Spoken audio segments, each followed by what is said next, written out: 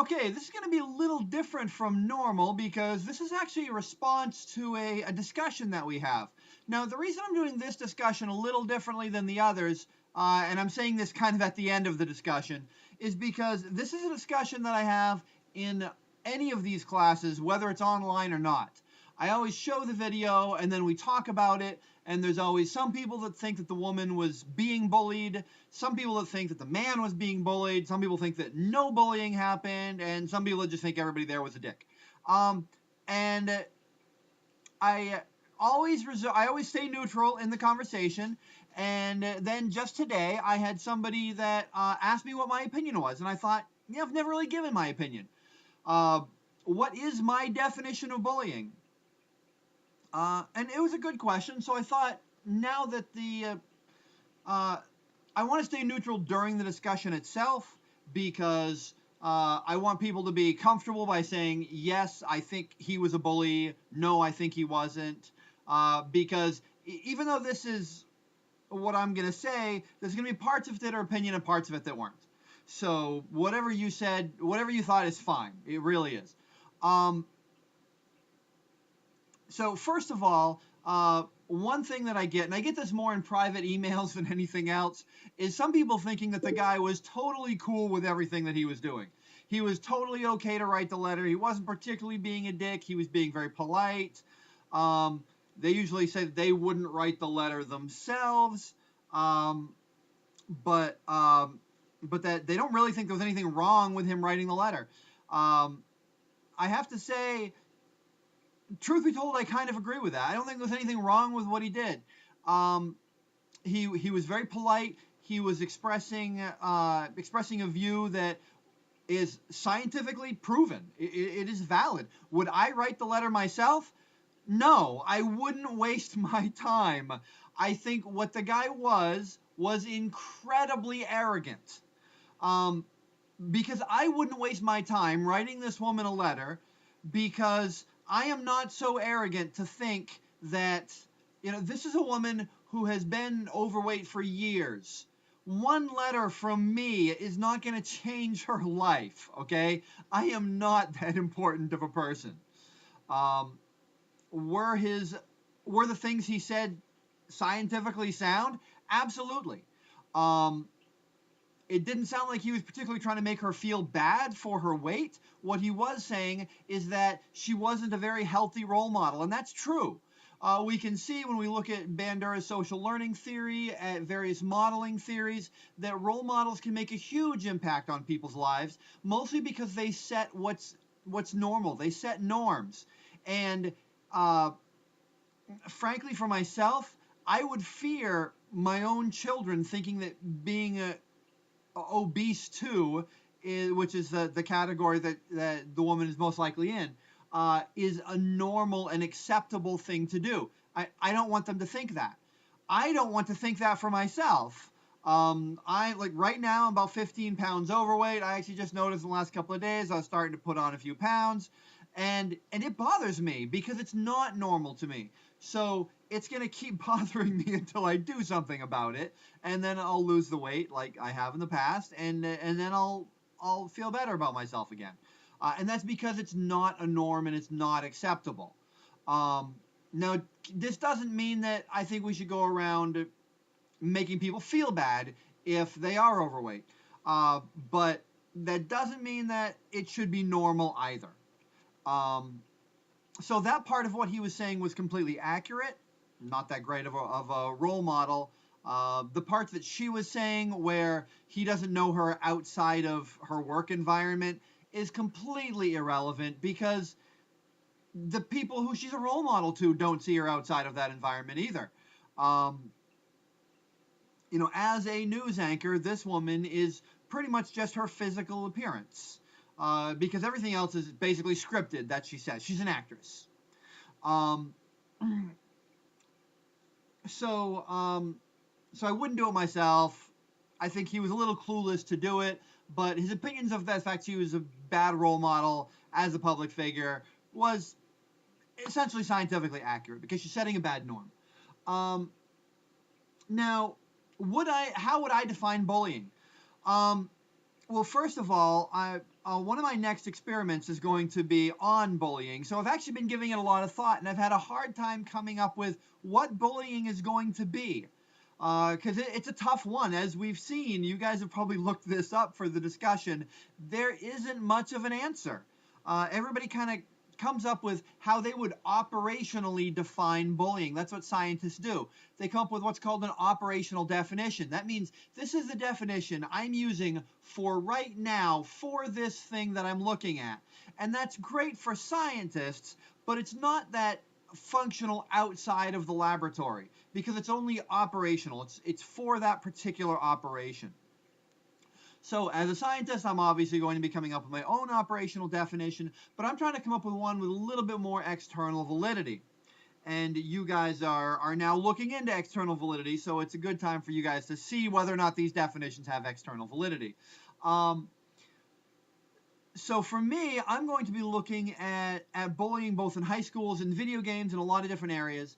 And my definition comprises at least 3 things. It might have more, but right now there's at least 3 things that you have to have in order to be bullying for how I'm using it. The first thing you have to have is you have to have power being used against the powerless. Essentially, if I punch you and you punch me back just as hard, I'm not bullying you, we're in a fight. You know, so there definitely has to be kind of a one-sided, there has to be a power imbalance here. The second thing that we need is direct opposition. And this kind of gets into the third thing, but if I have to not like what you're doing in order to be bullied. If you do something to me and I'm just fine with it, I'm not being bullied. There has to be opposition there. And the third thing is a transactional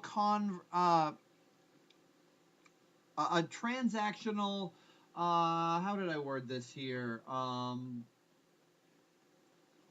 3, confrontation. I kept thinking communication. There has to be a transactional confrontation. And this means that if I'm walking down the street and somebody rides down the road and out of their car yells out, "Fag," they're not bullying me. They're just being a dick. They're being a dick to amuse themselves. It really has nothing to do with me whatsoever. There's no transaction there. I am not resisting. I'm not giving any indication that I either am a fag, that I don't like being called a fag, that I do like being called a fag. I'm giving nothing. I'm not even part of this experience. I'm just an observer at this point. An observer is not being bullied. So let's look at these 3 things: transactional confrontation, direct opposition, and imbalance of power at a very typical thing that we can all agree is bullying. A high school jock giving a nerd a wedgie. Okay? Easy way to test a definition to see if something that everybody agrees is definitely that thing, to see if it fits that. And it does on all 3 counts. There's an abuse of power. The nerd, the weak nerd, physically cannot stop the jock from doing it. And he tries. There's a direct confrontation there. He tries socially. He says, "Look, Bob, stop it. I'm going to tell my mom." Whatever, he tries to do these things. He tries to push the guy away. He's physically too strong. He gets a wedgie. And there's a confrontation there. There's a little bit of overlap between the second thing and the third thing because he's trying to stop the jock from doing this. He cares. He doesn't want it to happen, and he tries to stop it. Now, a lot of people might confuse this third thing, the confrontation, with this idea of blaming the victim. And I can tell you, honestly, stay away from any confrontation, any conversation where the phrase blaming the victim comes up. Blaming the victim is basically not something that's done. It's a red herring argument. It's there to try to distract from other arguments or try to make you feel pity for certain people, and this will make you irrational and not really think about the idea properly.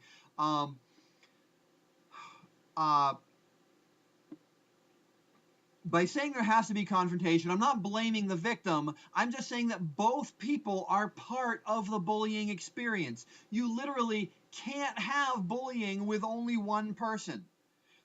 There's a role of the bullier and a role of the bullied. Um, and if the bullied or the bullier do not take their roles, it's simply not a bullying transaction. Um, so let's look at that with this particular instance with the news anchor lady. Was she being bullied? Well, was there an abuse of power? Was there one person with a lot of power? Did he have more power than her and he used it against her? No, he had no power at all. Um, did he have the power to make her feel bad? I guess, but that would really be a power given to him. He didn't inherently have a power. He wasn't in a position of power. He didn't have more social ability. He didn't even try to use a lot of like powerful words or word it in such a way as to lord power over her. He was very, very analytical and very passive in what he was saying. So there definitely wasn't a lot of power used in his conversation with her. Um, was there opposition? Did she not like it? Yes, there was definitely opposition, and there was known opposition. It is a good assumption that he knew she wouldn't like what he was saying. So there's definitely that second one. Um, was there the third one, a transaction? You could argue that there was a transaction, but if there was, we wouldn't know of it. She certainly didn't discuss the transaction. She didn't email him back. She didn't have a conversation with him. She just then took it to a public forum, which is really a totally different thing. Um, that's just like somebody hurts my feelings, so I go and complain to my friends. There's no transaction between the bullied and the bullying. Um, Closer to nagging than anything else at that point. She's just complaining. Um, so, in my opinion, I would say that she's not bullied because she doesn't have, whatever other things bullying might require. It requires at least these three things, and that's one out of three. And that's what she's concentrating on. She's concentrating on the fact that there's direct opposition, that she doesn't like it. She feels bullied because she doesn't like it. But to me, that's simply not enough. Now, let's look at her actions towards him. Is there an abuse of power? Oh, there definitely is. She has her taking this to the public airwaves, sharing this with tons of people who socially have so much more power than this guy. She's not only using her own power, which is far more than his, but she's rallying everybody else at the news station to be on her side just to make sure she has extra power. She's reveling in the fact that she's powerful and he's not. So yeah, there's definitely a big check in that box. She's definitely lording power over this guy's and reveling in it. Is there direct opposition?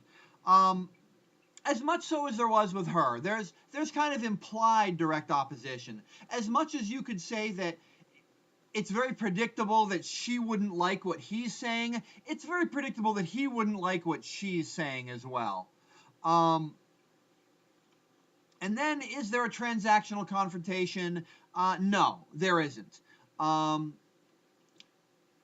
Because she doesn't give him the opportunity to. She's not taking her case to him. She is attempting to humiliate him in a public setting. She definitely, which is why there's that first thing, she definitely tries to make him feel bad. You could argue that he doesn't care about making her feel bad, but she definitely wants him to feel really guilty. She wants him to feel like crap. And she's using as much power as she can muster to get this effect. So, honestly, I would say she's not a bully either, but she's closer to it than he is. She's that far away, and he only could be a bullied because of one possibly implied result.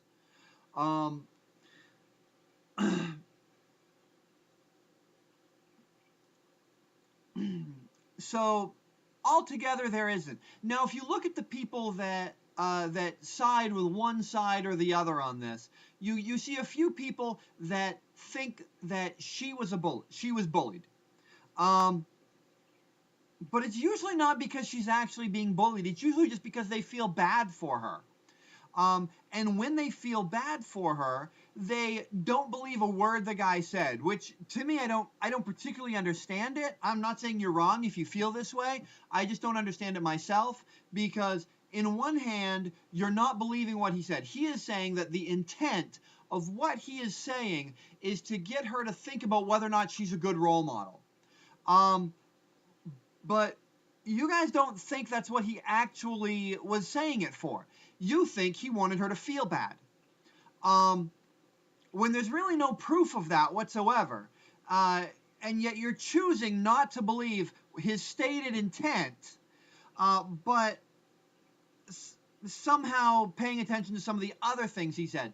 So I'm not really sure about why people feel that way. Again, it's a feeling. It's not necessarily right or wrong.